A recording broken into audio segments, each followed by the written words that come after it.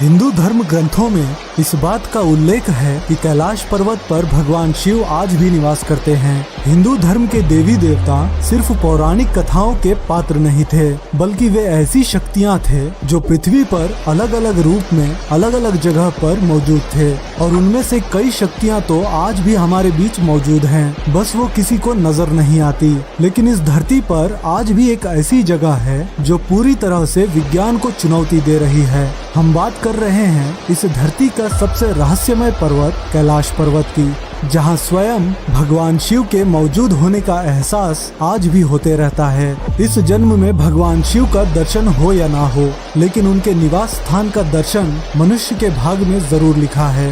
दुनिया की सारी अलौकिक शक्तियों का जन्म इस कैलाश पर्वत से ही शुरू होता है। हिमालय की गोद में बसा यह पर्वत भले ही दुनिया का सबसे ऊंचा पर्वत ना हो, लेकिन इसकी भव्यता इसकी ऊंचाई से नहीं बल्कि इसके आकार में है। शिवलिंग के आकार का यह पर्वत स्वयं में ही एक मंदिर है। इस पर्वत की महानता इसी बात से हो जाती है कि आज तक कोई भी मनुष्य इस पर नहीं चढ़ पाया है, और जिसने भी इस पर्वत पर चढ़ने का दुस्साहस किया है उसे मृत्यु ही प्राप्त हुई है। जब बर्फ से ढके इस पर्वत पर सूर्य की किरणें पड़ती हैं, तब ये पर्वत सोने की तरह चमक उठता है। तब ऐसा प्रतीत होता है कि मानो कैलाश ही सत्य है और सत्य ही शिव। धरती के इस स्थान पर हवाओं की ध्वनि के तरंगों का कुछ इस तरह से मिलन होता है कि यहाँ आए हुए भक्तों को ओम की अद्भुत ध्वनि सुनाई देती है।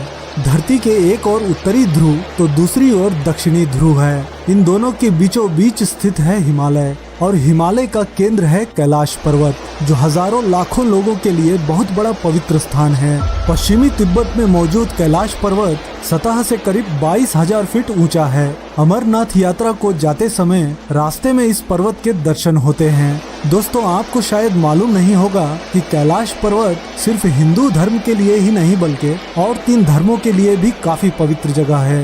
ये पर्वत दुनिया के 4 प्रमुख धर्मों को जोड़े रखता है: हिंदुइज्म, बुद्धिज्म, जैनिज्म और दाओइज्म। इन चारों धर्मों में कैलाश पर्वत का महत्व भगवान शिव का अलौकिक शक्ति के रूप में देखा जाता है।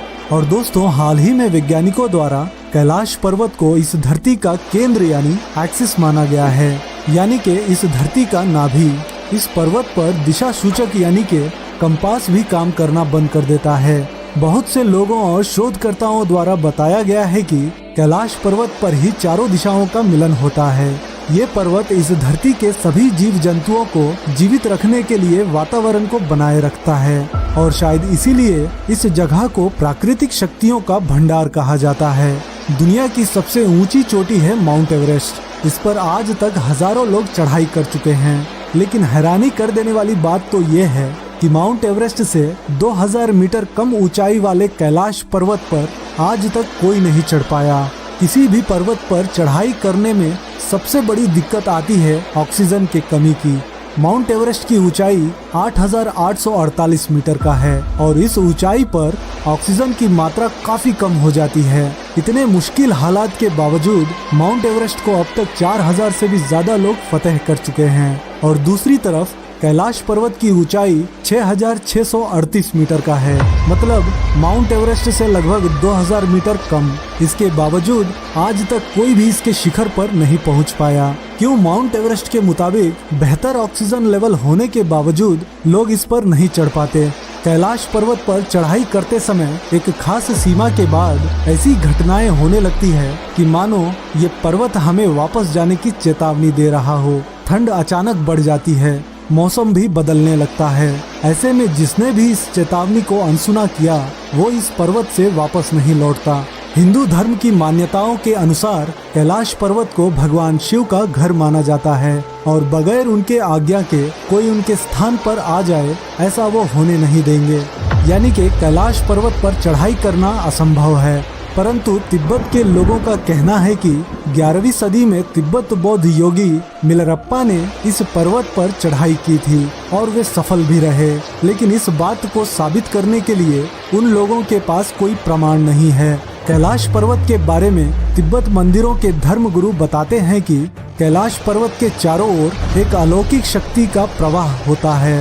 कहा जाता है कि आज भी कुछ तपस्वी इन शक्तियों के माध्यम से आध्यात्मिक गुरुओं के साथ संपर्क करते हैं। इस कैलाश पर्वत से जुड़ी काफी दंत कथाएं भी प्रचलित है। उन्हीं कथाओं की सच्चाई को पता लगाने के लिए 1999 में रूस के नेत्र रोग विशेषज्ञ अर्नेस्ट मुल्दाशेव ने कैलाश पर्वत के रहस्यों का खोज करने के लिए एक टीम बनाई और इस पर्वत का कई दिनों का अध्ययन करने के बाद उन्होंने अपने किताब में बताते हुए दावा किया है कि कैलाश पर्वत की चोटी बिल्कुल इंसानों द्वारा तैयार की गई पिरामिड जैसा लगती है और कैलाश पर्वत की ये चोटी प्राकृतिक नहीं बल्कि किसी इंसान या फिर किसी अन्य शक्ति द्वारा बनाई गई है और इस जगह पर अजीब तरह की रेडिएशन होने के कारण इसे पारलौकिक गतिविधियों का केंद्र भी बताए हैं।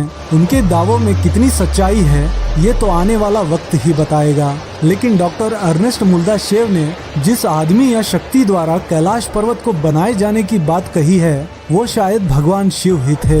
अगर हम भी कैलाश पर्वत को थोड़ा ध्यान से देखेंगे तो ये बात काफी सही भी लगती है और शायद इसीलिए इस पवित्र पर्वत का दौरा करने वाले लोगों ने दावा किया है कि वहाँ समय काफी तेजी से गुजरता है। नाखून और बालों की वृद्धि जो सामान्य परिस्थितियों में लगभग 2 सप्ताह में होती है वो यहाँ केवल 24 घंटों में हो जाती है और इन पहाड़ों के बीच की हवा तेजी से उम्र बढ़ाने की प्रक्रिया में मदद करती है। ऐसे ही जब रशिया के एक पर्वतारोही सर्जी सिस्टियाकोवा ने जब कैलाश पर्वत के बिल्कुल करीब पहुंच गए तो उनका दिल बहुत तेजी से धड़कने लगा और उन्हें अचानक कमजोरी महसूस होने लगी, जिसके बाद उन्हें ख्याल आने लगा कि उन्हें यहाँ नहीं रुकना चाहिए। इसके बाद जैसे ही वे नीचे आते गए उनका स्वास्थ्य ठीक होता गया और 2001 में आखिरी बार स्पेनिश टीम के लोग इस